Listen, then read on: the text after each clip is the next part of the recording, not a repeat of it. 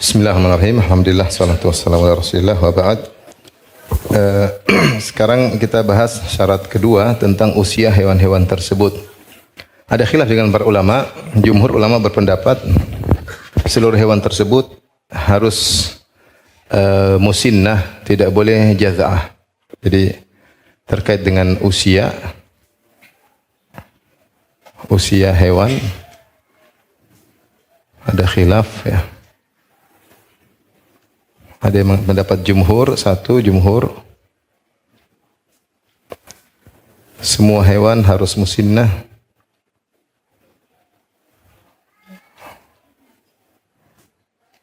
Tidak boleh jaza, tidak boleh jaza.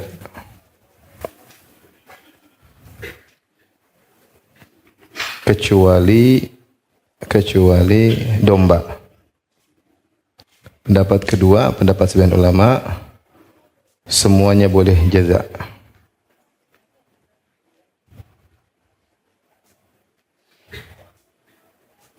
Pendapat ketiga, semuanya tidak boleh jaza.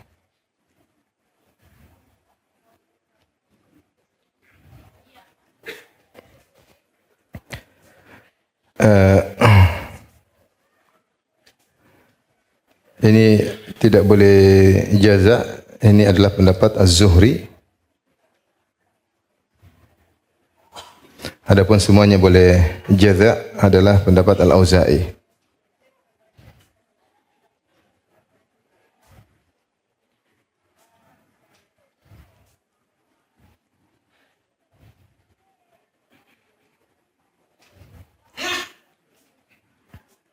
Baik.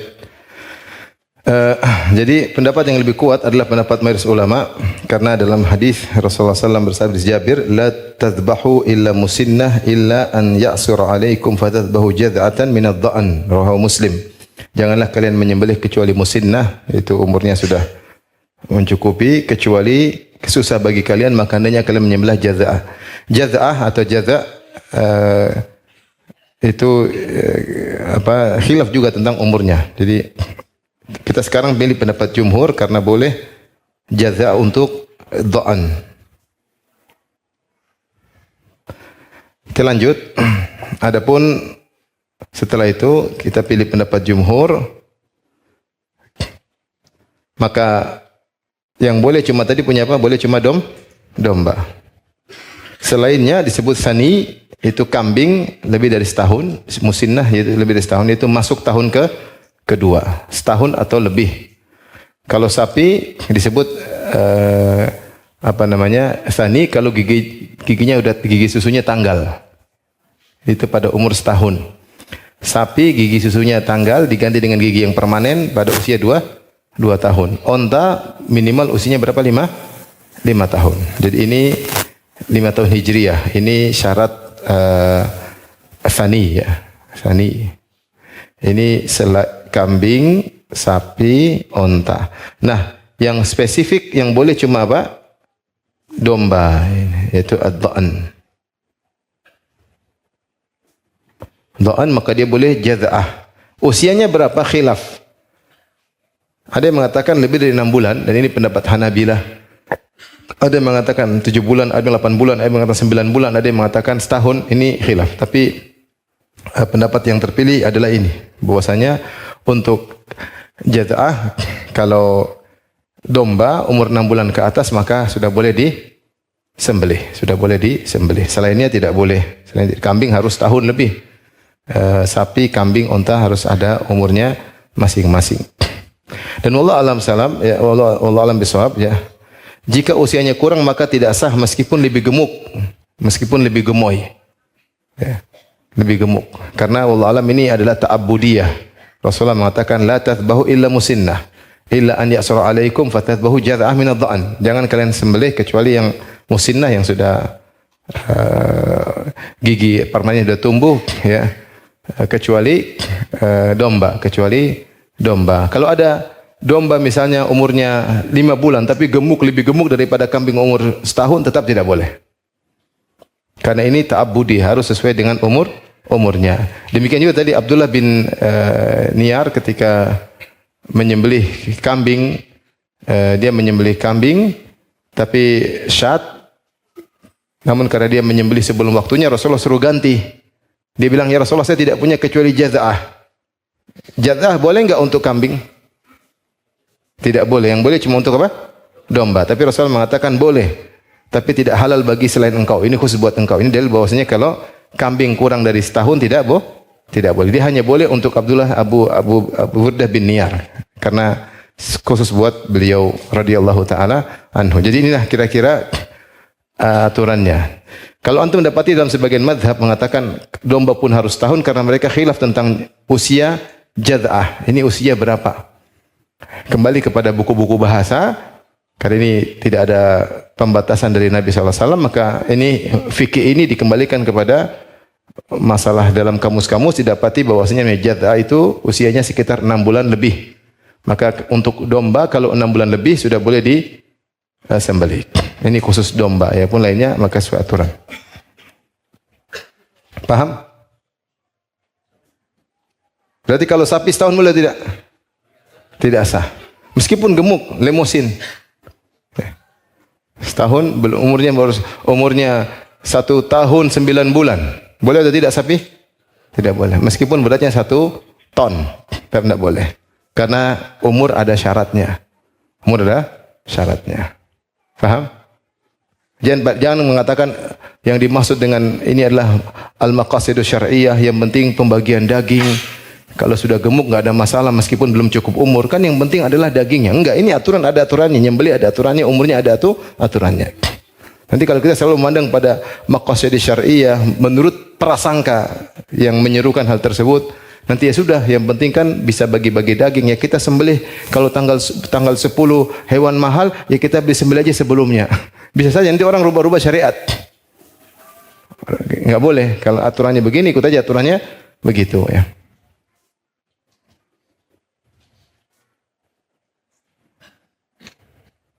Baik. Ada yang bertanya? Silakan.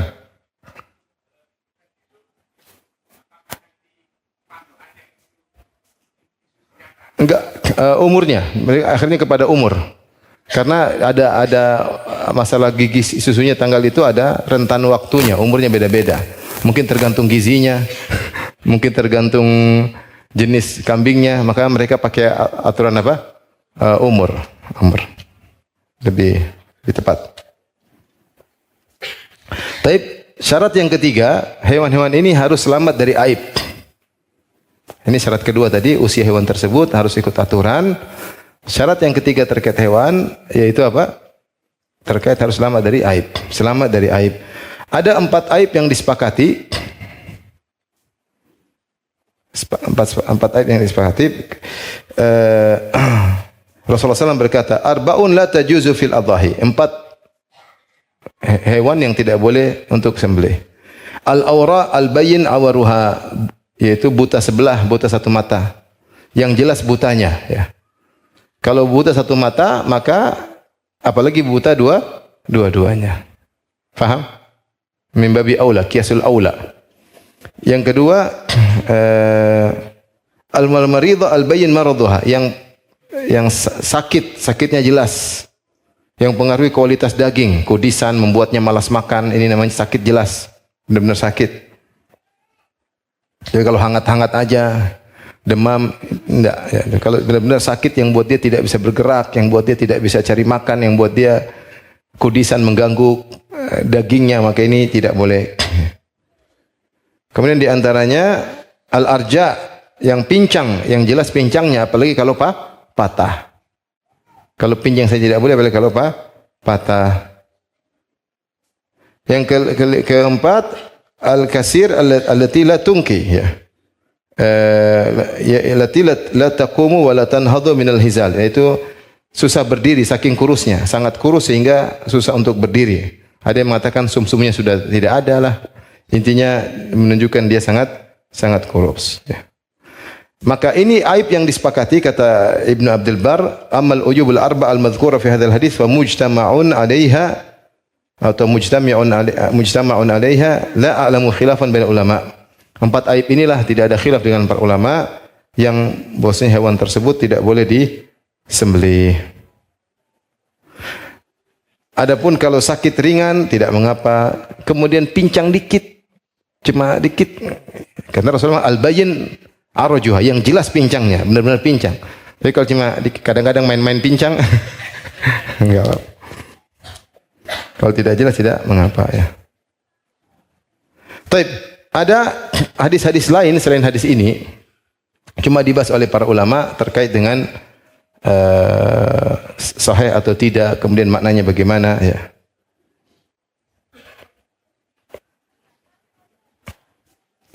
Seperti dalam hadis dari hadis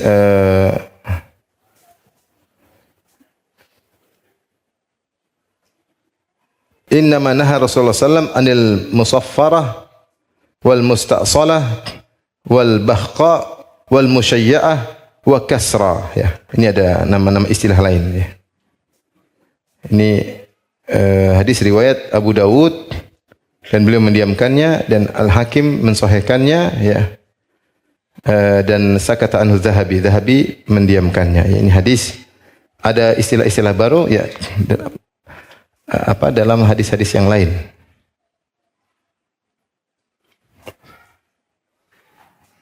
Model-model cacat-cacat yang lain. Saya tulis di sini istilah-istilahnya ya. Mungkin di halaman berikutnya ada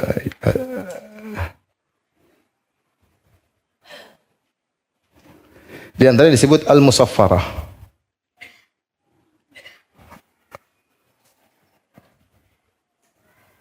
Al-musaffarah. Al-musaffarah disebut yaitu yang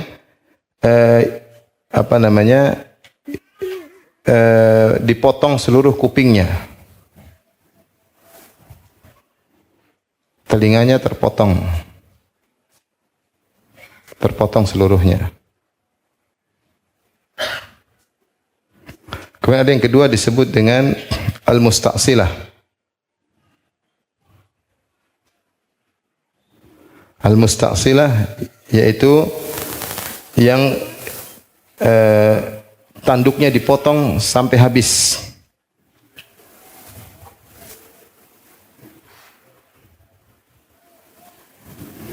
Ada juga kemudian disebut dengan al-bahqa.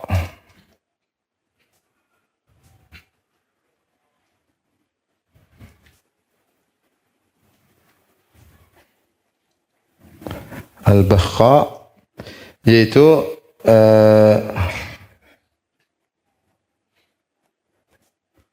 dia sangat buta, yaitu buta ini ya buta. Kemudian yang satunya buta sebelah, satunya al-musyayya'ah. Al-musyayya'ah yang tidak bisa ikut kambing-kambing yang lainnya. Tidak bisa ikut kambing-kambing lain cari makan.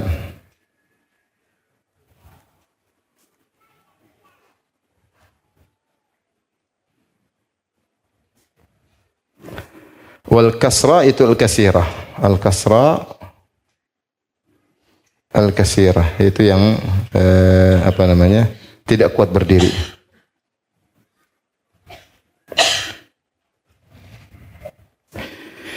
Ini datang dalam hadis, tapi tadi diperselisihkan tentang kesahihannya, sahih atau tidak ya.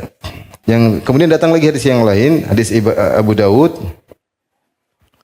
dari Ali bin Abi Thalib, amarana Rasulullah sallam an nastashrifal ain wal udhunain. Rasulullah menyuruh kami untuk memperhatikan masalah mata dan telinga, suruh lihat oleh Nabi. Wala nudahi bi awra, dan Rasulullah larang kami untuk menyembelih yang awra. Awra sudah disebut tadi, buta sebelah ya. Ada istilah lagi hadis Ali, awra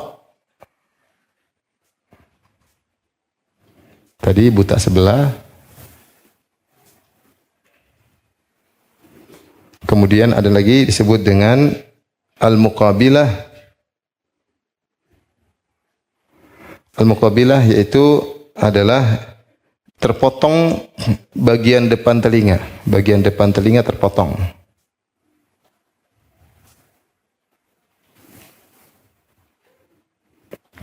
Sebaliknya ada namanya, kata Ali, wala mudabirah. Al-mudabirah atau al-mudabarah, yaitu yang telinga belakangnya terpotong. Telinga belakangnya terpotong. Kemudian wala kharqa, al-kharqa yaitu yang telinganya terlobang-lobang. Telinganya dilobangi.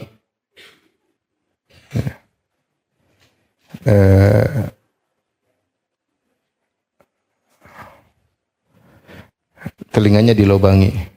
Seperti lubang cincin. Untuk apa? Untuk anting. Dilobang-lobangi untuk tanda biasanya. Untuk apa? Tanda. Seperti untuk anting ya. Lalu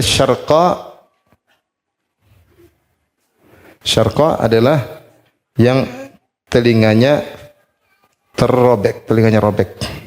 Tapi masih ada telinganya robek.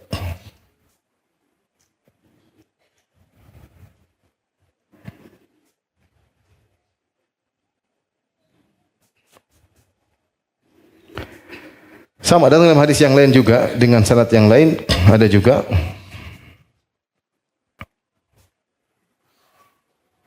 istilah-istilah ada namanya al-a'dhab ya bi adba'il udhun wal qarn adba'il udhun al-adba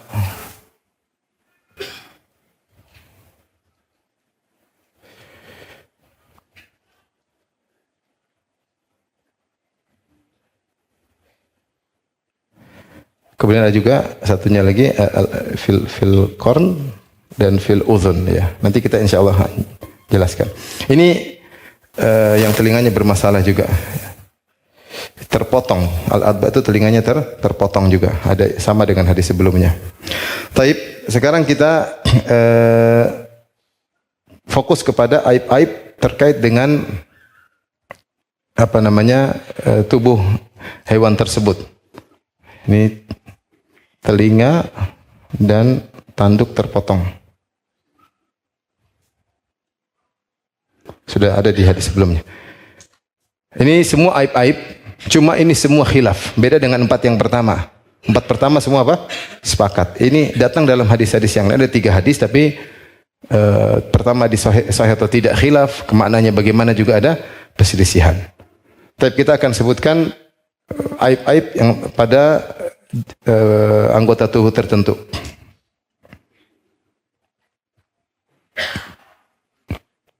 Aib-aib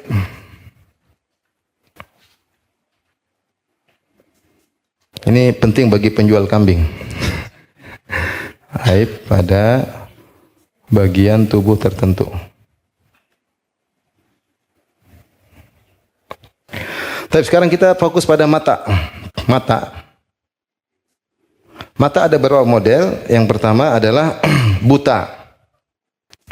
Buta 2 mata. Ini yang paling parah. Yang kedua, buta 1 mata. Disebut tadi al-aura. Ini boleh atau tidak boleh? Tidak boleh. Yang ketiga adalah al-ashwa, yang hanya melihat di siang hari. Al-ashwa. Lihat di siang hari, malam tidak lihat. Siang bisa lihat, siang bisa melihat, malam tidak bisa. Tapi karena sebenarnya bisa kalau pakai kacamata, cuma kambingnya tidak pakai kacamata.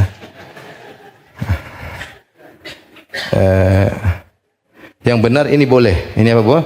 Boleh. Kita langsung mendapat yang lebih kuat aja. Al-haula. Al-haula. Ini adalah matanya juling. Juling matanya. Ini boleh atau tidak? Boleh. Kenapa? Karena kambing cari makan siang atau malam? Siang. Malam nggak bisa lihat nggak apa-apa. Yang penting siang dia bisa cari rumput. Paham? Mata juling bisa makan atau tidak? Bisa. Cuma makan lihatnya ke sini. Cuma dia bisa makan. Oleh karena tidak mempengaruhi apa? Kegemukan gemoynya. Jadi tidak mengapa. Oke. Ada amsya.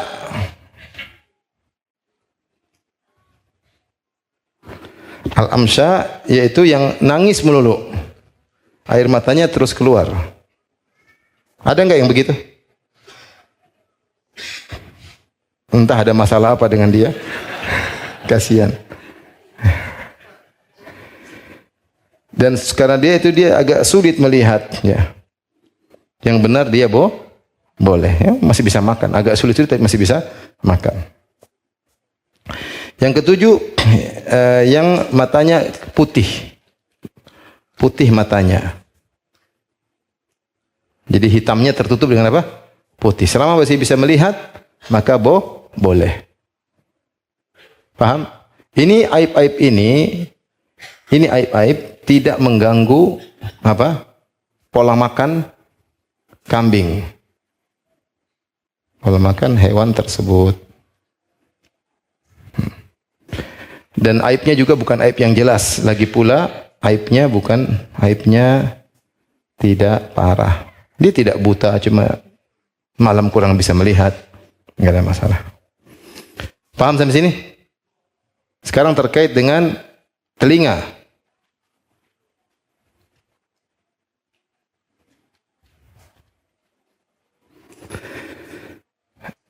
Saka yang pertama adalah saka, yaitu kupingnya kecil.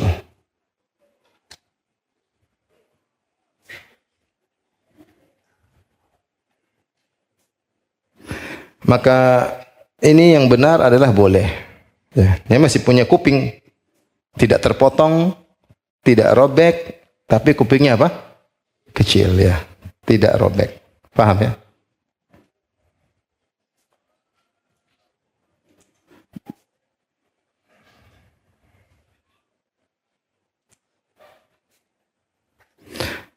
Yang kedua, yang tercipta tanpa kuping. Dari sananya tidak punya kuping, maka ini yang benar juga boleh. Ya. Ini ada khilaf, ini khilaf ya, khilaf. Tapi yang benar adalah boleh. Menurut Hanafiyah, Malikiyah, Syafi'iyah tidak boleh. Menurut Hanabilah boleh.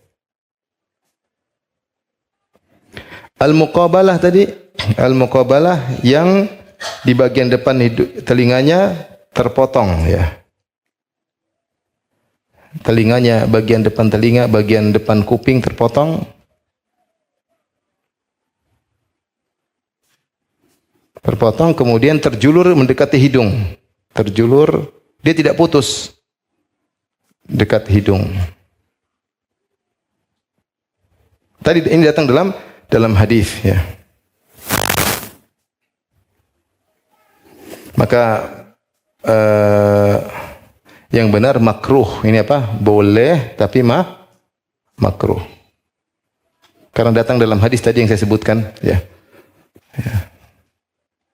Sama sekarang al-muqabalah al-mudabarah. Bagian al-mudabarah, bagian belakang kuping terpotong,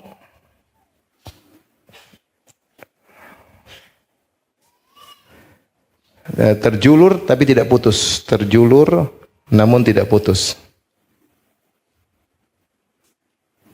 Sama, ini juga hukumnya boleh tapi makruh. Kemudian juga asyarqa. Syarqa yang telinganya lobang. Telinga lobang untuk tanda. Lobang-lobang untuk tanda. Maka ini juga boleh. Khilaf makruh atau tidak. Tapi intinya masih boleh. Kemudian al-kharqa, syarqa yang robek telinganya. Sama, yang robek telinganya.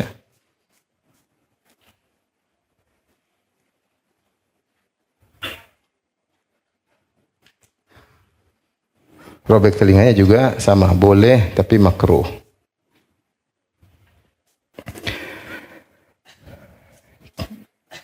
Yang telinganya hilang, terpotong seluruh telinga. Seluruh telinga.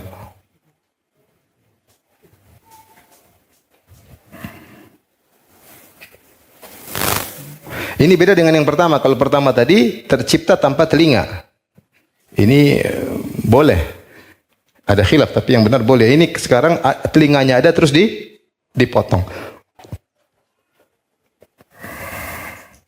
Ini mayoritas mengatakan tidak sah. Tidak sah. Pendapat Hanafiyah, Malikiyah, Syafi'iyah, Hanabilah mengatakan tidak sah. Adapun kalau terpotong setengah dan hilang, kalau tadi kan kita bilang terpotong tapi dia gantung, telinganya masih ada. Itu boleh tapi makruh. Kalau terpotong seluruhnya hilang, tidak boleh. Kalau terpotong hilang tapi sebagian besarnya, khilaf juga. Ya. Misalnya terpotong sepertiga telinga, terpotong 2/3 telinga. Kalau seluruhnya terpotong, enggak. Tapi kalau terpotong cuma sebagian, maka khilaf di kalangan para ulama. Kata Malikiyah, jika terpotong cuma sepertiga telinga atau di bawahnya, maka tidak sah. Ya. Apa sah? Kalau sepertiga kurang, sah. Menurut Syafi'iyah, kalau terpotong sebagian tidak sah. Tidak ada khilaf di kalangan para ulama. Jadi yang boleh kalau kupingnya kecil atau tercipta tanpa kuping.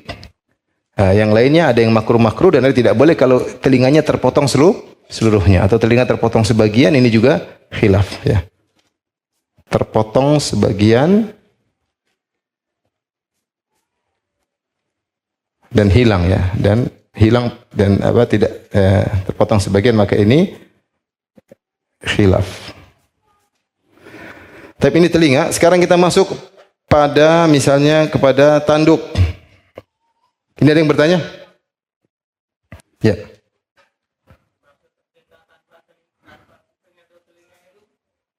Iya, enggak ada. Jadi potong telinga, daun telinganya enggak ada. Iya, bukan tuli. Bukan tuli, bukan budek. Jadi dia telinganya enggak, secara fisik dia telinganya enggak ada. Iya, daun telinganya enggak ada. Atau mungkin telinga tertutup, bisa jadi. Mungkin tidak ada telinga sehingga tidak bisa mendengar. Tapi secara fisik dia enggak punya daun telinga. Itu. Saya kurang tahu juga tentang model-model kambing. Ini yang saya pahami dari perkataan para ulama. Maksudnya kelihatan secara fisik telinganya enggak ada. Mungkin tertutup. Ya. Ada orang kan manusia juga ada yang telinganya habis. Tapi masih ada lubangnya, entah dengar atau tidak. Wallahu alam. Ada lagi yang bertanya? Ya.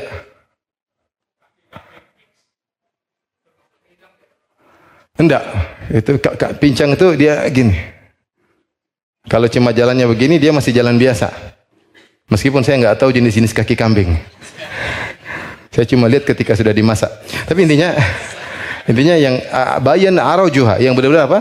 Pincang. Jadi kalau dia jalan kelihatan pincang. Kita tahu pincang beda dengan ketika kakinya agak bengkok. Benar-benar dia jalan pincang.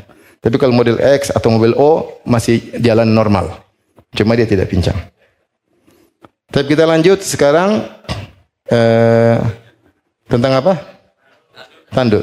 Oke. Tanduk. Nambah ya kalau bahasa Jawa, nanduk. Tanduk.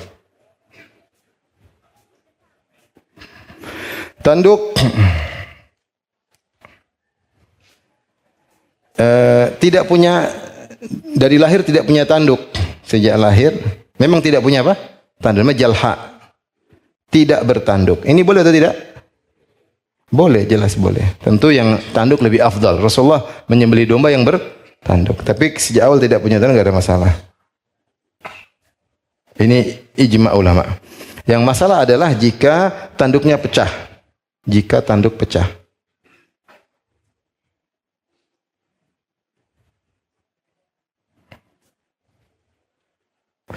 Intinya saya mengatakan jika pecahnya sebagian,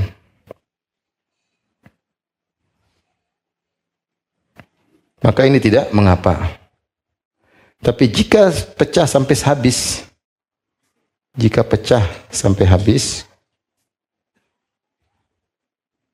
maka ada dua kondisi. Pertama, tidak berdarah. Yang kedua, berdarah.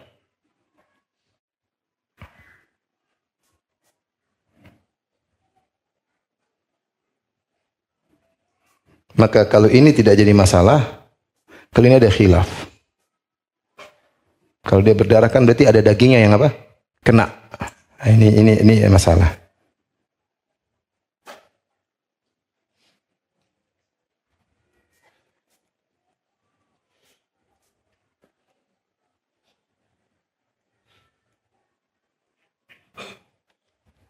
Beda ketika mereka bilang beda dengan onta, dengan telinga. Al-adba. Al-adba tadi bilang kalau telinganya terpotong semua, boleh enggak? Kalau terpotong semua boleh enggak?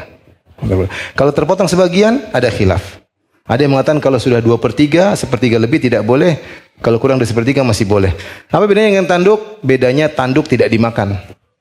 Kalau telinga dimakan. Sehingga kalau telinga terpotong, seakan-akan ada bagian yang kurang dari kambing tersebut. Atau onta tersebut, atau sapi tersebut. Bisa dibedakan? Ya. Ini tidak berdarah. Kenapa? Karena tidak ada yang makan. Tidak ada yang makan apa? Tanduk. Karena tanduk bukan makanan. Tanduk tidak dimakan. Beda dengan telinga.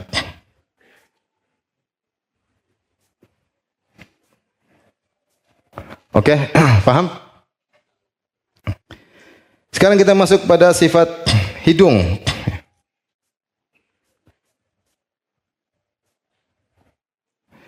Jika hidungnya terpotong, ini sudah ya? Sudah difoto? Silakan.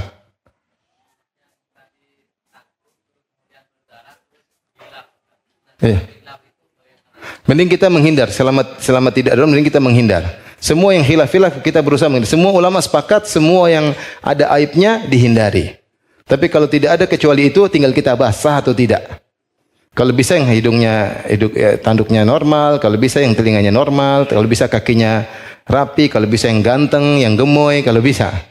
Tapi kalau ternyata ada yang kurang, ini baru kita masalah sah atau tidak.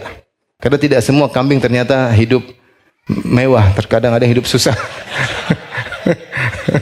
Oleh karenanya mereka juga modelnya macam-macam. Ya. Kalau 4 syarat tadi jelas tidak boleh. Selain itu yang ada khilaf sebenarnya. Ada khilaf. Silakan. Iya. Sama, pecah-pecah sama aja. Karena tanduk tidak dimakan. Tanduk pecah, tanduk patah. Karena tanduk tidak dimakan. Kalau sampai berdarah itu masalah. Apalagi sampai ada daging yang keluar atau yang repot. Itu karena kalau daging itu dimakan. Daging kepala juga dimakan. Contohnya.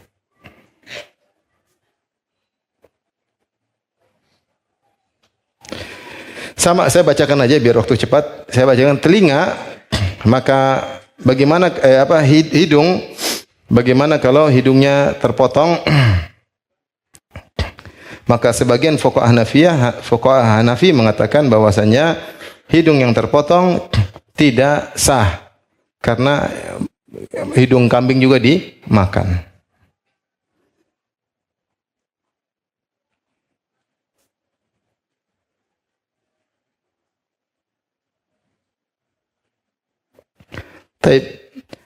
Nanti mereka bahas juga tentang misalnya susunya kambing bagaimana jika susunya terpotong. Ini khilaf mirip-mirip. Pokoknya kalau dari sana sudah kecil dari awalnya tidak mengapa. Kalau dipotong tidak boleh karena itu cacat bagi apa? Hewan, karena hewan tersebut itu bagian yang dimakan. Kalau dipotong maka tidak bisa. Nanti kita sampai pada masalah kebiri. Masalah apa? Kebiri. Hewan kebiri gampangannya. Ini mungkin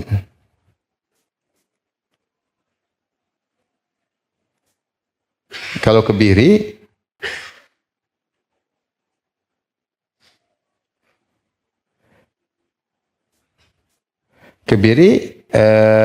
ada 2 model, 2 cara.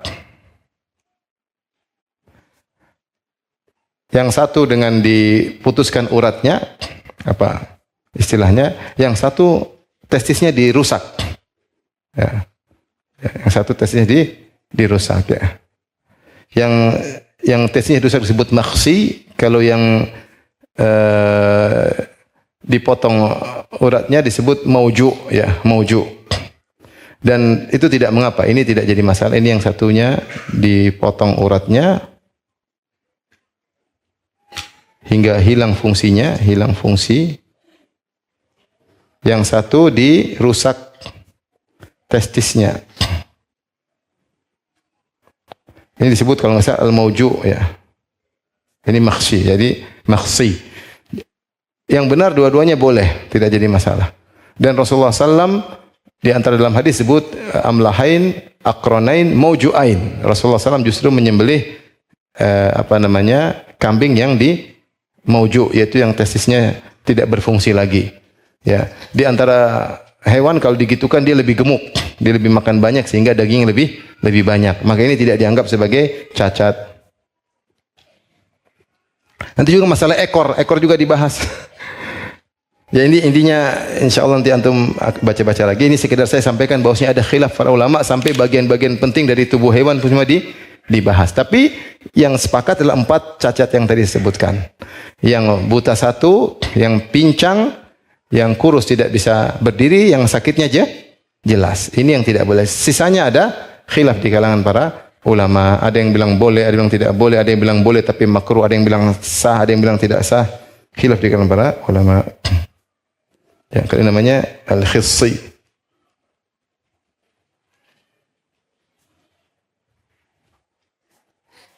Kalau manusia fungsi testisnya dirusak dengan dipotong uratnya apa istilahnya? Vasektomi ya.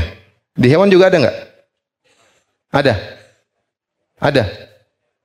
Antum dokter? Apa? Peternakan. Caranya gimana vasektominya? Diambil tesisnya. Oh. Kemudian ditarik. Tapi tesisnya masih ada. Tesisnya diambil. Kalau tesisnya dirusak,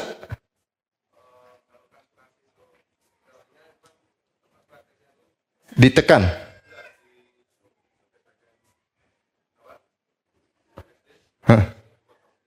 Oh diambil, itu kalau diambil. Ada yang enggak dipotong tapi tesisnya tetap? Belum tahu ya. Tapi ada ya, maksudnya di non fungsikan tapi tesisnya apa? Tetap. Ya, intinya ini tidak dianggap aib karena menambah gemuknya seekor apa? Kambing. Tapi jangan dilakukan sama bapak-bapak, nanti gemuk-gemuk.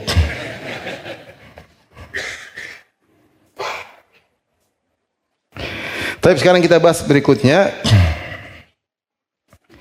Jika aib tersebut muncul belakangan, ini pembahasan lagi. Ya. Kita ketika beli kambing, ya. Kita sudah niatkan, misalnya saya beli kambing ini untuk kambing apa? Untuk kambing sembelihan. Tapi saya beli tanggal 1. Dia harus menetap sampai tanggal berapa? Tanggal 10. Tapi kalau ternyata kambingnya pincang belakangan, dia berkelahi sama kambing lainnya, ditendang akhirnya apa? Pincang. Nah, ini aibnya muncul belakangan. Bagaimana? Apakah saya harus ganti kambing baru atau tidak? Atau kemudian dia bertanduk akhirnya matanya kena tanduk jadi buta sebelah. Gara-gara kambing kan kadang main berkelahi, akhirnya buta sebelah. Taib. Bagaimana hukumnya? Maka para ulama mengatakan jika orangnya masih kaya, mending beli lagi. Tapi kalau sulit, tidak usah beli lagi, tetap sah. Tetap apa? Sah. Paham? Kalau sulit, maka tetap sah. Karena dia sudah niatkan dan dia sudah tahan, dan itu di luar kemampuan dia. Tapi kalau dia bisa beli lagi, lebih baik. Afdal, bisa beli lagi, tapi tidak harus. Meskipun aib, karena aib belakangan tidak mengapa. Taib. Jika aibnya muncul ketika akan menyembelih, maka ini tidak mengapa. Ketika dia mau menyembelih, tahu-tahu dia rubak, buta matanya, kesalah tusuk. Ini dia musikal dia meronta-ronta. Ini tidak jadi masalah, karena menjelang disembelih. Ini tidak ada masalah. Langsung lanjutin aja. Tapi kalau sebelum disembelih terjadi aib, cacat, maka ini pembahasan seperti yang kita sebutkan. Kalau kaya sebaiknya beli lagi, kalau miskin tidak mengapa, sembelih aja. Sama pembahasan berikutnya yang ketiga.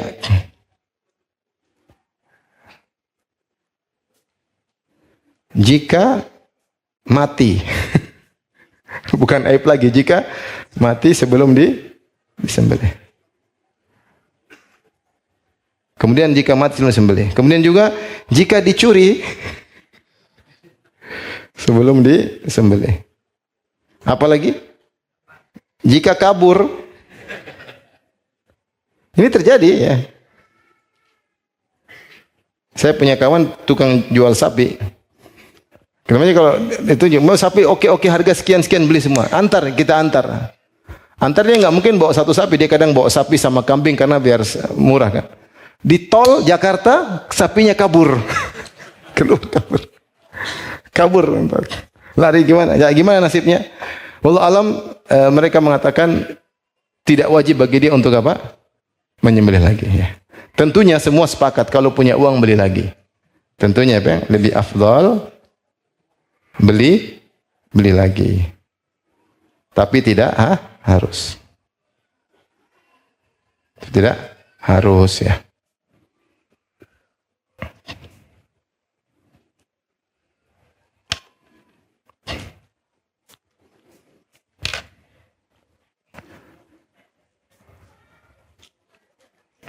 Saya pernah hajian sama seorang, ceritanya dia haji sambil pakai alat pengganti pencuci ginjal. Jadi dia yang big sendiri. Jadi taruh 2 selang masuk, selang keluar, terus ada alatnya. Sehari berapa kali? Di Mina dia juga begitu. Terus dia bilang sama saya, Ustaz, saya bersyukur. Boleh nggak saya bersyukur sakit begini, Ustaz? Kenapa? Karena dengan sakit begini saya selalu ingat Allah Subhanahu wa ta'ala. Ya boleh-boleh saja, saya bilang. Boleh-boleh saja. Mensyukuri apa yang Allah takdirkan. Apalagi dalam rangka untuk ingat Allah. Daripada dulu saat saya ini. Kenapa ini ginjal kenapa? Dia bilang dulu dia tugas dia untuk jadi security keamanan. Cuma suatu hari saya ditendang sampai begini. Ketendangannya kuat. Ya, ternyata ditendang sapi. Waktu dia mau menyembelih sapinya tendang. Sapi atau kambing saya lupa. Akhirnya saking kena ginjalnya rusak ya. Nah, ini saya ingat maksudnya bukan kambingnya yang aib, tukang jagalnya yang aib. Kena aib sebelum menyembelih. Ini intermezzo aja. Baik. Sekarang sampai sini paham? Kita lanjutkan. Aturan sharing hewan sembelihan. Ada 2 model sharing, ikhwan. Pertama sharing pembelian, ownernya sharing pembelian. Dan kedua sharing pahala. 2 hal yang berbeda. Maksudnya patungan hewan sembelihan. Maka kambing hanya urung satu orang satu ekor kambing. Kambing yaitu 1 kambing buat 1 orang.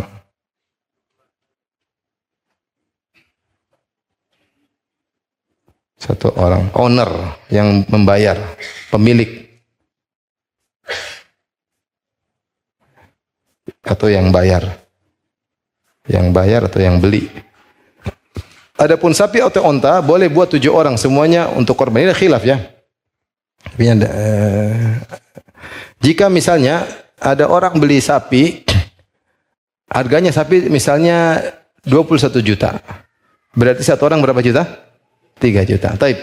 Ternyata 6 orang untuk korban, 1 untuk kambing biasa, untuk daging biasa. Boleh atau tidak? Ada khilaf dengan para ulama. Ada yang mengatakan seluruhnya harus untuk korban. Ada yang mengatakan tidak harus seluruhnya. Meskipun sepertujuhnya untuk dia makan bukan untuk korban, sisanya buat korban sah. Tapi lebih hati-hati kita bilang semuanya untuk apa? Korban. Semuanya untuk apa? Korban. Jadi misalnya beda. Ini 1 ekor sapi, yang 5 buat korban, yang 1 buat akikah, yang 1 pingin makan daging doang. Bagaimana hukumnya? Khilaf di kalangan para ulama. Tapi kalau semuanya untuk korban maka oke, semua sepakat itu sah. Maka lebih baik kalau mau beli sharing rame-rame, ini buat korban enggak? Ya, kita buat korban semua. Nah, berarti yang owner untuk 1 sapi atau onta boleh 7 owners. Boleh 7 pemilik. Itu namanya sharing pembelian atau sharing kepemilikan. Maka kalau kambing tidak bisa sharing. Ini tidak bisa sharing. Tidak bisa sharing. Kalau sapi bisa sharing. Sapi atau unta bisa sharing. Adapun kambing tidak bisa sharing. Faham? Makanya yang dilakukan oleh misalnya di sekolah, anak-anak kumpul uang untuk beli 1 kambing, itu bukan kambing sembelihan. Itu bukan kambing korban. Itu namanya latihan berkorban. Hanya untuk latihan. Tapi jangan bilang ini kambing apa? Korban. Sama seperti anak-anak puasa setengah hari. Enggak ada puasa setengah hari. Itu cuma latihan. Jangan bilang kalau anak kecil sah setengah hari. Enggak boleh. Nanti dia menyangka boleh puasa setengah hari. Padahal puasa ada aturannya dari terbit fajar sampai terbenam matahari. Adapun latihan boleh. Latihan. Sama. Latihan kita nyembelih kambing rame-rame. Tapi jangan dianggap itu hewan korban. Karena hewan korban tidak boleh. 1 kambing hanya buat 1 orang. Tidak ada bedanya kambing betina maupun kambing jantan. Paham? Adapun share pahala, maka bebas. Satu kambing boleh buat sekeluarga. Meski banyak orang. Rasulullah SAW 1 ekor kambing buat seluruh keluarganya. Istrinya 9, 1 ekor kambing. Misalnya seorang punya istri 4. Dari 4 orang itu, 4 istri tersebut dia punya anak misalnya 40. Satu orang 10 misalnya. Sehingga dia menyembelih untuk dia, istrinya 4, anaknya 40. Berarti buat berapa orang? 45 orang. Sah satu kambing cukup. Satu kambing cukup. Kalau cukup karena dia owner cuma sendiri. Lebih daripada itu, dia mau share juga buat orang meninggal, bapak ibunya meninggal, boleh. Share pahala bebas. Dalilnya Rasulullah mengatakan hadza min Muhammad wa ali Muhammad. Hadza anni an Muhammad wa an man la yudhahi min ummati. Ini untukku dan untuk umatku yang belum menyembelih. Ini di antara dalil, saya lupa tadi, di antara dalil bahwasanya dalil yang kuat bahwasanya korban tidak wajib karena Nabi menyembelih untuk orang yang tidak menyembelih. Itu di antara, saya lupa dalil yang kuat bahwasanya korban hukumnya sunnah muakkadah, tidak sampai derajat wajib karena Nabi mengatakan ini anni wa an amman lam yudhahi min ummati. Ini adalah untukku atas nama aku dan atas nama umatku yang tidak menyembelih, menunjukkan bahwasanya tidak wajib bagi umat Muhammad untuk berkorban meskipun sangat dianjurkan. Baik. Jadi 1 ekor sapi, jadi 1 kambing boleh buat sekeluarga meskipun banyak orang hidup maupun yang mati, terserah. Kalau 1 sapi boleh buat 7 keluarga. 1 sapi boleh 7 keluarga. 1 sapi tersebut ternyata isinya ada 7 orang. Ada Joko, ada Asep, ada Agus, ada siapa lagi? Supri, terus siapa lagi? Siapa? Wawan, Endang sama Eko, 7 orang. Ini semua ternyata istrinya 4 semua. Kemudian masing-masing anaknya 10 semua. Berarti 1 orang 40 orang anaknya 40. Ini semua sah karena 7 ekor sapi ini berarti mewakili berapa orang? 7 ekor sapi 45 kali 7. Berapa itu? Banyak pokoknya. 90 kali banyak. Jadi karena ada 7 owner dan masing-masing owner boleh untuk 1 keluarga. Paham? Nah, yang tidak boleh potong kuku dan potong rambut owner doang. Owner doang, bukan yang diseringkan. Paham? Jadi misalnya saya potong kambing buat keluarga, istri saya, anak saya boleh potong kuku, potong rambut. Saya yang tidak boleh. Karena saya yang beli sapi tersebut, saya yang beli kambing tersebut. Paham? Contohnya mungkin tidak menyenangkan ibu-ibu, saya ganti contohnya. Ini Asep, Joko semua istrinya cuma 1. Anaknya 55 semua. Berarti kambing ini mewakili berapa? Coba 35 tambah 14. Ya. Benar enggak? Benar atau tidak? 35 tambah 14 berapa? 49. 1 kambing 49. 1 keluarga 7 orang. Anak 5, istri 1, suami 1. Ini contoh yang tepat insyaallah. Ada yang bertanya? Silakan. Kasih mic, ada mic enggak? Enggak ada ya? Nanti saya ulangi pertanyaan apa? Bicara berdiri aja. Nanti saya ulangi pertanyaannya. Silakan. Saya kasih mic aja biar.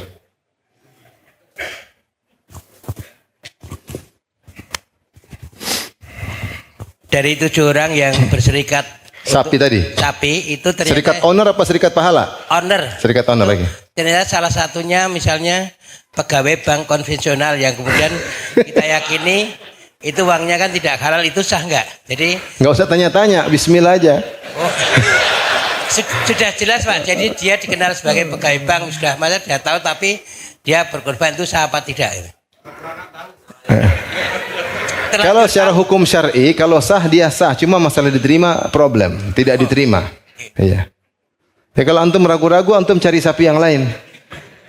Yang kedua Ustaz, jadi karena yang urun 6 eman-eman, kemudian yang 1 itu dari kas pengajian boleh tidak?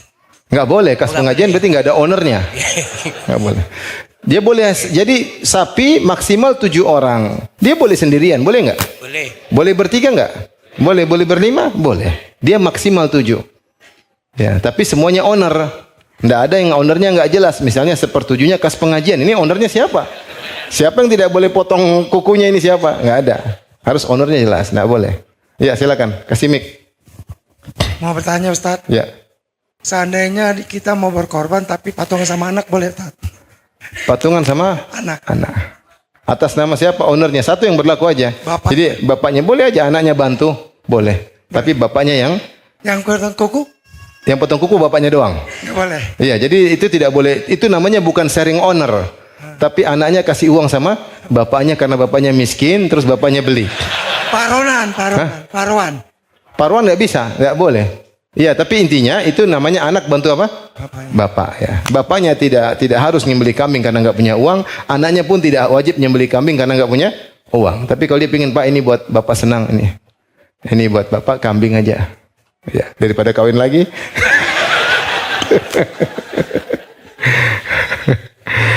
Tapi ownernya tetap berapa? Satu. Dia yang berlaku tidak boleh cukur rambut, tidak boleh potong kuku.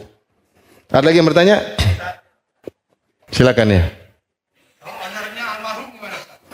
Itu khilaf di kalangan para ulama. Jika seorang ternyata dia nyembeli atas nama owner yang sudah meninggal. Mazhab Hambali sampai boleh, mazhab Syafi'i kalau nggak salah nggak boleh. Beda kalau dia cuma di-share pahala. Ya, kalau di-share pahala ini boleh. Jadi saya ulangi, bagaimana seorang menyembeli atas nama mayat. Ibnu Taimiyah membolehkan. Karena Ibnu Taimiyah sedekah saja boleh, apalagi sembelian dari sembelian lebih afdal daripada sedekah. Yang mengatakan tidak boleh, mereka bilang beda. Dalil datang sedekah. Adapun menyembelih itu ibadah tersendiri. Maka tidak ada dalil mewakilkan mayat. Yang ada dalil haji, umrah, sedekah. Dan sedekah tidak sama dengan menyembelih. Dua ibadah yang berbeda sehingga tidak menerima kias. Tapi kalau sharing pahala, boleh. Tapi kalau owner sendiri, itu ada khilaf. Tapi mazhab Hambali membolehkan. Ada lagi yang bertanya? Kasih mic-nya, silakan. Sebentar Pak, kasih mic-nya.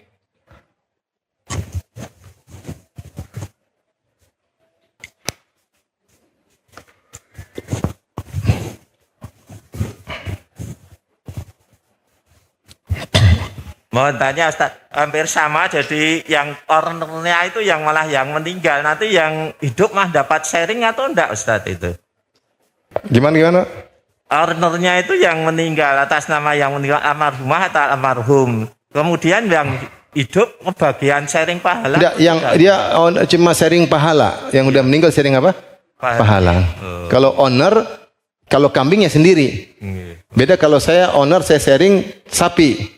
Saya owner, terus yang bapak ibu saya berarti 2 orang, saya bertiga. Saya, bapak ibu bertiga. Tinggal tambah 4 orang yang lain. Paham? Nah. Ya, silakan lagi. Pak Ustadz, lebih afdol mana dengan harga yang sama, 1 ekor kambing atau 2 ekor Oke, kambing? sekarang kita bahas mana yang lebih afdal. Kambing atau sapi.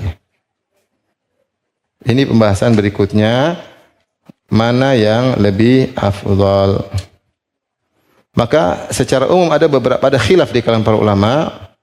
Ada 3 tinjauan. Ada pendapat pertama, khilaf. Pendapat pertama, kambing, lalu sapi atau onta ya.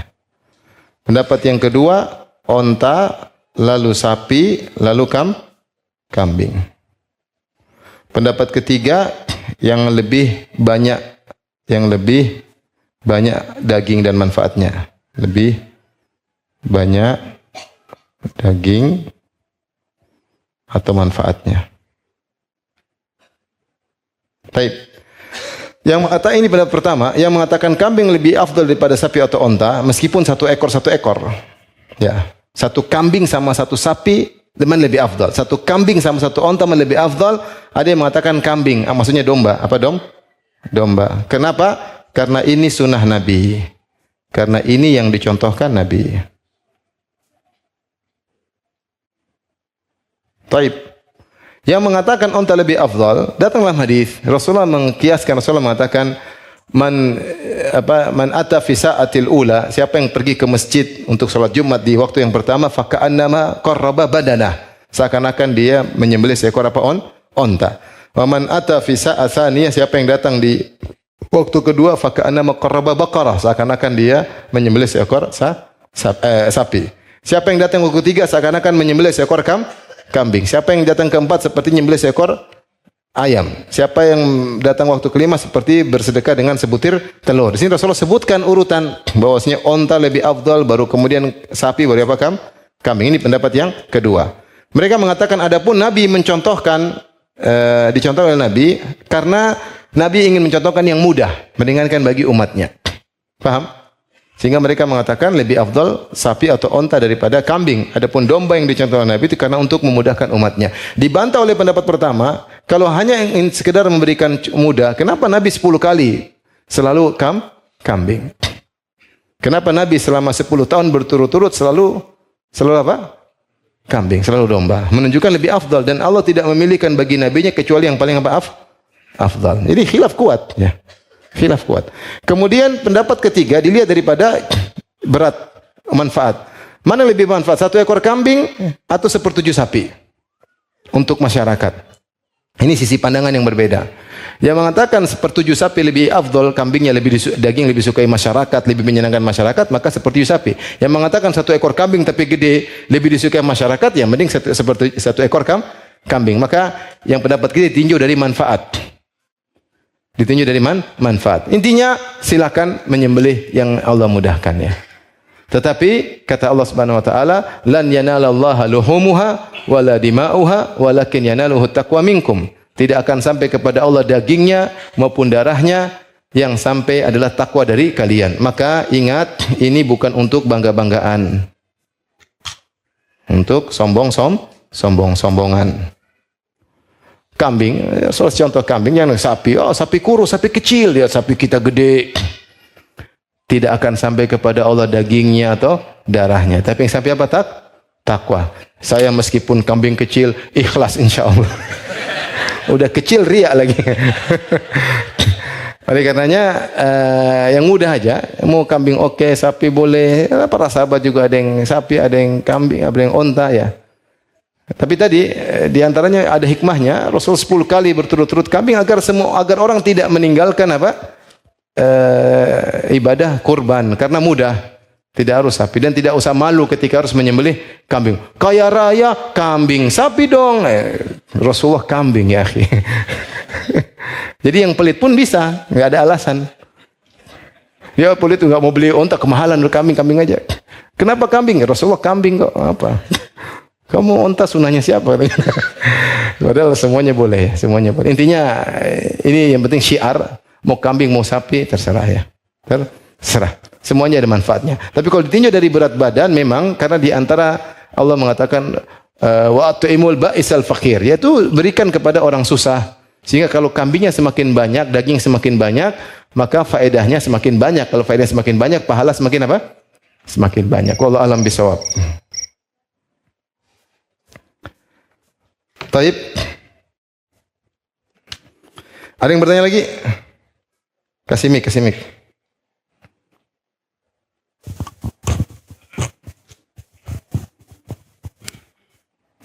Silakan. Ya, bismillah Ustaz. Pertanyaan titipan dari Ibu. Iya. Tentang syariat sepakat memiliki kelapangan. Itu titik kelapangannya bagaimana ya, Ustaz? Tadi ada khilaf, kelapangan seperti apa? Mereka sepakat kelapangan, tapi jenis kelapangannya khilaf. Ada yang mengatakan jika dia punya kelebihan harta untuk hari raya, ternyata masih bisa punya uang beli kambing, maka disyariatkan bagi dia. Ada yang mengatakan tidak, secara umum dia jangan beli kambing, besok nggak bisa makan. Jangan-jangan minggu depan nggak bisa makan. Ada yang memandang bukan hari itu, tapi kecukupan setahun dia bisa perkirakan nggak. Jadi ada khilaf juga. Tapi intinya insya Allah mudah. Orang Indonesia sih duit makan insya Allah nggak kelaparan. Ada duit beli kambing, insya Allah lusa nggak kelaparan. Ya, tapi kita nggak bisa umumkan, orang beda-beda. Orang beda-beda, ya. Ada lagi yang bertanya? Silakan. Terus yang mengatakan kambing lebih afdal, mereka berdalil ketika Ibrahim alaihissalam menyembelih Ismail diganti dengan apa? Sapi, onta atau kambing? Kambing lebih afdal. Assalamualaikum warahmatullahi wabarakatuh. Ustaz mau tanya tentang sharing sapi, tetapi juga dengan sharing tadi disampaikan bahwa penyembelihan sebelum sholat tidak sah. Iya, tidak sah, ya. Kita belum tahu pemerintah itu menetapkan Oh, iya. Dzulhijjahnya kapan itu gimana? Waktu menyembelih, saya lupa waktu menyembelih. Oh, ini kita bahas berikutnya ya. Jazakallah untuk mengingatkan. Syarat berikutnya waktu sembelihan. Syarat yang keempat, waktu menyembelih. Ada khilaf di kalangan para ulama. Ada yang mengatakan waktu menyembelih adalah 3 hari. 3 hari. Yaitu apa? 10 Zulhijjah, 11 dan 12 Zulhijjah. Ada yang mengatakan 4 hari. 4 hari maksudnya tanggal berapa? 10, 11, 12 dan apa? 13. 11, 12 hari-hari tasyrik. Hari-hari tasyrik. Ada yang mengatakan hanya tanggal 10. 1 hari. Yaitu hanya tanggal 10. 10 saja. Inilah hari nahar. Inilah hari kurban. Ada yang mengatakan sepanjang Zulhijjah, hingga akhir Zulhijjah.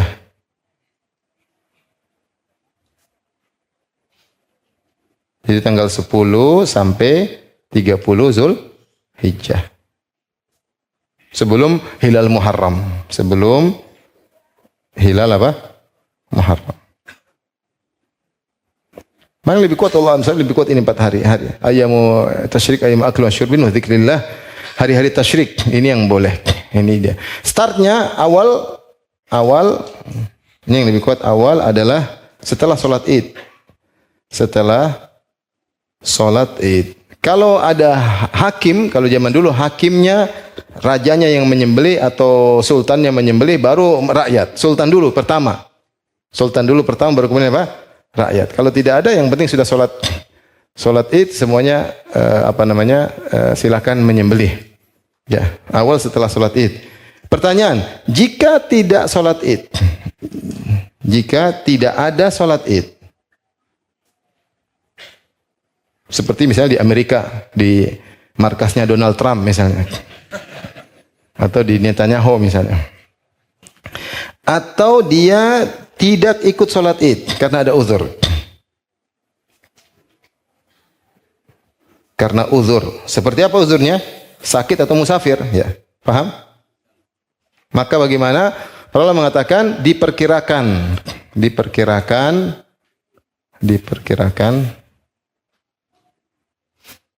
waktu setelah masuk duha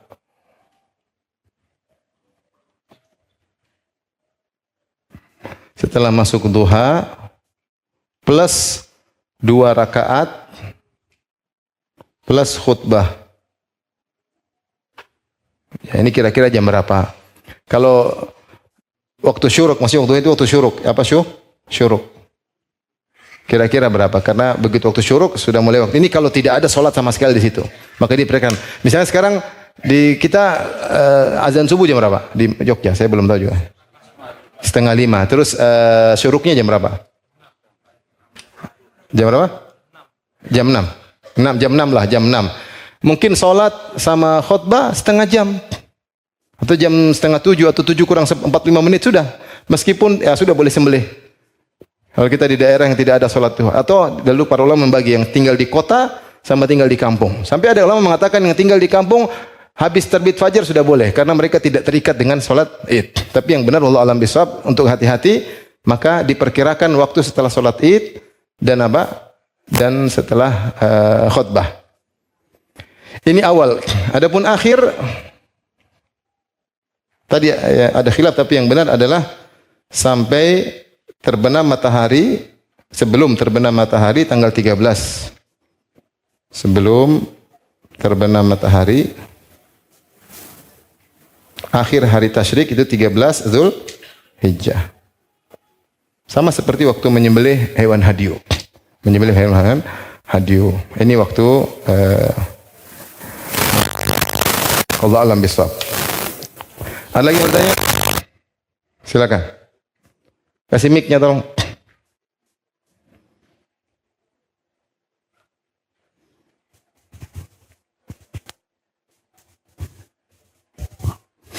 Assalamualaikum Ustadz. Salam. Ana izin bertanya mengenai pahala dari nominal hewan kurban itu apabila dia disamakan dengan sedekah itu kan Apakah nominal apa? maksud saya kan maslahat pahala Ustadz. Jadi kan Iya. kalau tadi disampaikan bahwasanya kurban itu dengan nominal sama dengan sedekah itu lebih utama kurban. Kalau dengan sedekah ini sedekah itu dalam artian sedekah biasa atau jariah ya Ustadz? Kalau dengan amal jariah di tanggal 10 Zulhijjah bagaimana ya Ustadz? Jazakumullah khair. Mereka mengatakan jika kambing ini 4 juta harganya, mana lebih afdal 4 jutanya kita sedekahkan atau kita potong kambing? Kata mereka lebih afdal potong kambing karena ada plus menyembelih. Mereka tidak bahas ini sedekah buat jariah buat apa ya. Intinya masih kalau kita orang tua lagi sakit ya kasih orang tua, jangan potong kambing. Tapi kalau aman-aman aja nggak ada masalah, kebutuhan sudah terpenuhi, kita potong kambing karena syiar, banyak faedahnya di antaranya syiar tauhid, syiar menyembelih, kemudian kita beribadah dengan, karena begini, seorang ketika dia pahalanya banyak, dia pergi ke pasar kambing, dia cari-cari. Ini telinga bermasalah, hidung bermasalah. Selama dia cari dapat pahala. Dia cari, terus dia pilih, dia timbang, terus dia bawa, terus dikasih makan. Itu lebih mengena rasanya. Meskipun saya belum pernah melakukannya. Cuma itu kata para ulama lebih mengena. Antum cari sendiri, antum bawa, antum kasih makan, untuk antum sembelih. Itu lebih mengena. Apalagi kasih gemuk. Sampai ketika dia sudah benar-benar besar, waktunya antum menyembelih sendiri, itu lebih afdal. Semua kegiatan kita dari awal sampai akhir semuanya berpahala. Belum lagi pahala nyembelih. Belum lagi pahala membagi-bagikan makanan tersebut kepada tetangga, kepada kerabat. Jadi pahalanya double-double. Ya. Ada lagi yang bertanya? Ya. Mik, kasih mik. Langsung Ustaz, berkaitan dengan distribusi hewan kurban Ustaz. Ya. Mengingat waktu tinggal 10 menit lagi. Distribusi kalau bisa di kampung sendiri, kecuali sudah penuh maka dibagikan ke yang lain. Seperti yang dilakukan sekarang, mereka ada yang di Palestina, ada yang di Suriah, yang di mana-mana. Tapi kalau daerah kita miskin, mungkin lebih utama daerah kita sendiri, lebih miskin. Jangan antum sembelih depan tetangga, terus tetangganya antum nggak kasih, kasihan. Antum kasih, dia udah lihat, wih kambingnya gede ya, oh iya gede. Ditunggu-tunggu sampai hari tasyrik habis, mana kambingnya? Udah habis. Ada yang begitu, ada. Saya diceritain orang, dia tunggu-tunggu ternyata nggak keluar ya, mungkin keluarganya banyak, husnudzon. Keluarganya banyak datang ke rumah habis, tetangga nggak dapat sama sekali. Kan dalam hadis Abdullah bin Niyar dia mengatakan bahwasanya saya sembelih untuk saya kasihkan kepada tetangga. Di antara pahala kita membagi hadiah kepada tetangga. Tetangga itu meskipun kaya, kalau kita kasih hadiah dia senang. Apalagi kalau dia miskin. Orang kaya dikasih hadiah senang atau tidak? Senang, apalagi gratis. Meskipun kaya. Buktinya saya pernah hajian sama orang kaya. Terus ada bagi-bagi al-baik gratis, mereka ngantri. Padahal kaya. Saya juga bingung. Ini haji plus kaya semua ikut ngantri. Allahu Akbar. Tapi ini real. Berarti orang kaya kalau dikasih hadiah mereka senang. Sampai disebutkan ada cerita tentang bukhala orang miskin. Ada orang miskin jengkel sama orang kaya. Orang kaya ini pelit banget, maka orang miskin ini ingin kasih pelajaran. Maka dia kumpulkan uang, akhirnya dia undang orang kaya ini makan. Orang kaya senang meskipun diundang sama orang miskin. Maksudnya kamu tuh biar ngacau, duit banyak nggak pernah ngundang. Kita uang dikit ngundang. Datanglah orang kaya tersebut. Dia makan di rumah miskin, makan sampai kenyang, saking kenyangnya dia muntah. Ketika muntah dia nangis. Orang miskin tanya, kenapa kau nangis? Kata dia, sayang, ini kok muntah, sayang. Saking pelitnya, sehingga dia menangis karena ada yang gratis keluar. Taib. Ada yang bertanya, silakan. Assalamualaikum warahmatullahi wabarakatuh. Salam tarun. Jadi saya ingat ya, kita sembelih bukan bangga-banggaan yang nggak boleh. Jangan bangga-banggaan. Kamu cuma segitu, sama cuma nggak usah bangga-banggaan. Kita karena Allah Subhanahu Wa Taala. Ini rawan juga, riya. Ya. Padahal kita dituntut untuk syiar. Maka syiar jalan, tapi jangan riya. Ya. Jadi nggak usah aneh-aneh lah. Nggak usah bangga-banggaan. Ya, alhamdulillah kita kemudian beli kambing, beli sapi, beli onta. Nggak usah ngejek punya orang, nggak usah membangga. Sudah yang Allah terima adalah takwa. Walakin yanaluhu taqwa minkum. Silakan. Ya Ustaz, bolehkah seseorang mengakui bahwa kambing itu dibelikan oleh seorang non-muslim. Oh, hadiah dari non-muslim. Kambing dibelikan oleh orang non-muslim kepada seseorang, boleh nggak diakui sebagai pemilik kurban? Kalau itu berupa hadiah dikasih, terserah dia. Kita boleh menerima hadiah dari non-muslim. Kalau ada non-muslim kasih kita kambing, buat Pak, buat apa? Buat kurban. Wih, Masya Allah. Ini non-muslim. Semoga dapat hidayah, doain. Semoga masuk Islam, Pak. Kita dapat, sudah milik kita, kita boleh, nggak ada masalah. Sudah milik kita boleh apa? Menyembelih sebagai hewan kurban. Saya lupa terkait dengan siapa yang menyembelih. Kalau seorang bisa menyembelih langsung itu yang terbaik. Jika tidak bisa maka dia wakilkan dan hendaknya dia memegang kepada orang soleh. Dia wakil kepada orang soleh. Meskipun secara hukum boleh dia wakilkan kepada ahlul kitab bahkan, karena sembelihan orang ahlul kitab sah. Tetapi karena dalam proses penyembelihan ada doa juga yang diucapkan, ya. Hadza minka walaka, ya Allah taqabbal minna, maka para ulama mengatakan dianjurkan sebaiknya orang soleh yang menyembelih kalau memungkinkan. Kalau enggak siapa saja, yang penting orang muslim dan bukan orang fasik. Dan jangan orang fasik. Kalau kita enggak mampu kita boleh wakilkan, kalau kita wakilkan dianjurkan kita melihat. Sekarang alhamdulillah saya pernah praktek, ada kawan dia tidak bisa hadir tapi video call. Saya video call suruh lihat bagaimana sapinya disembelih sehingga dia menyaksikan bagaimana sapinya disembelih, dan itu ibadah tersendiri. Inilah pengorbanan yang dia lakukan, uang yang dia kumpulkan kemudian disembelih, lihat darahnya mengalir karena Allah Subhanahu wa taala. Jadi kalau tidak bisa potong langsung suruh orang, kalau bisa disaksikan saksikan. Kalau enggak bisa ya sudah enggak apa-apa, kita taukil. Baik, mungkin sampai di sini saja, kita buka pertanyaan insyaallah, silakan. Baik, demikian saja kajian kita, kurang lebih mohon maaf. Wabillahi taufiq. Assalamualaikum warahmatullahi wabarakatuh.